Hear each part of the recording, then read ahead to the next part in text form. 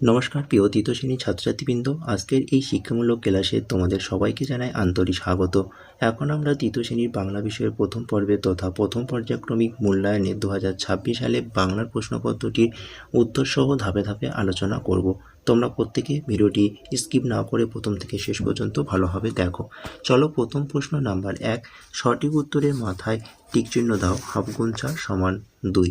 প্রথম প্রশ্ন নাম্বার ক, চাষির ছেলে বউ হাট থেকে সেরা সরষে ধানের পাটের বীজ কিনে আনলো। চাষির ছেলে বউ হাট থেকে সেরা ধানের বীজ কিনে আনলো। নাম্বার খ, বনের পশু পাখিরা শিকারীকে ভালোবাসত, ভয় পেত, ঘৃণা করত। বনের পশু পাখিরা শিকারীকে ভয় পেত। নাম্বার গ, শিশুটির সব ভাবনায় হিসেবি নজর কাড়া বেহিসেবি। এখানে সঠিক উত্তর হবে শিশুটির সব ভাবনায় বেহিসেবি। নাম্বার ঘ, যারা চাষ করেন তাদের চাষি, কবি, জেলে বলে। যারা চাষ করে তাদের চাষি বলে। চলো পরের প্রশ্ন নাম্বার 2। দেখো, 2 থেকে বলা হয়েছে নিচের ছকে দেওয়া নদীগুলি কোন জেলায় অবস্থিত তা মেলাও। হাফগুণ 4 = 2। প্রথম প্রশ্ন নাম্বার ক, গন্ধেশ্বরী। এখানে সঠিক উত্তর হবে বাঁকুড়া। নাম্বার খ, চূর্ণী। সঠিক উত্তর হবে নদিয়া। নাম্বার গ, ইছামতি। সঠিক উত্তর হবে উত্তর 24 পরগনা। তিস্তা। সঠিক উত্তর হবে জলপাইগুড়ি। চলো পরের প্রশ্ন নাম্বার 3, কার্য সম্পর্ক নির্ণয় করে পাশাপাশি বাক্য লেখো। 1 × 2 = 2। প্রথম প্রশ্ন নাম্বার ক, মা পাগলের মতন বাজাতে লাগলো ঢং ঢং ঢং, কারণ চোর সোনাকে চুরি করে নিয়ে গিয়েছে এবং তা গ্রামের সবাইকে জানতে হবে।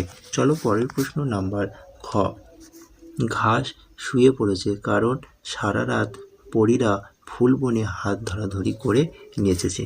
চলো পরের প্রশ্ন নাম্বার 4, শব্দযুগলের অর্থ পার্থক্য দেখাও। 1 × 2 = 2। প্রথম প্রশ্ন নাম্বার ক, আশা। আশা মানে আগমন করা। আর একটা আশা, আশা শব্দের অর্থ আকাঙ্ক্ষা। নাম্বার খ, বাড়ি। বাড়ি শব্দের অর্থ হচ্ছে গৃহ। আর বাড়ি বা একাদশে বাড়ি, বাড়ি মানে হচ্ছে জল। চলো পরের পাতায় প্রশ্নগুলো দেখে নাও। পরের পাতায় প্রশ্ন নাম্বার 5, বাক্য বাড়িয়ে লেখো। 1 × 2 = 2। প্রথম প্রশ্ন নাম্বার ক, ট্রেন এসে দাঁড়ালো কোথায়? কারমাটার স্টেশনে ট্রেন এসে দাঁড়ালো। নাম্বার খ, সোনা ঠিক টের পায় যেখানেই থাকুক। কি টের পায়? নদীকে কেউ নোংরা করলে সোনা ঠিক টের পায় যেখানেই থাকুক। চলো পরের প্রশ্ন নাম্বার 6, কোন ঋতুতে কী কী ফুল ফোটে তার নিচের ছক লেখো। হাফগুণ 8 = 4। প্রথম দেখো গ্রীষ্ম। সঠিক উত্তর হবে বেল, জুঁই। বর্ষা ঋতুতে কী কী ফুল ফোটে?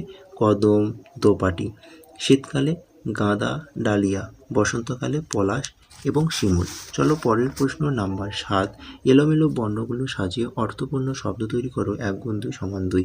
প্রথম প্রশ্নটির সঠিক উত্তর হবে ছিমছাম এবং দ্বিতীয় প্রশ্ন নাম্বার খ এর সঠিক উত্তর হবে কেরামতি।